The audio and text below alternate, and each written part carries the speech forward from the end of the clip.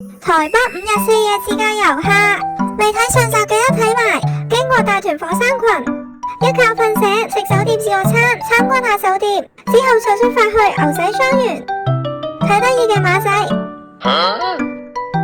好似去咗美國啲牧場。美式飯量超飽，仲有得同馬仔合照。食飽之後去 Zoom In 超靚海景咖啡，好 chill，但室外位太細，我哋又坐返室內，落咗去出面個沙灘。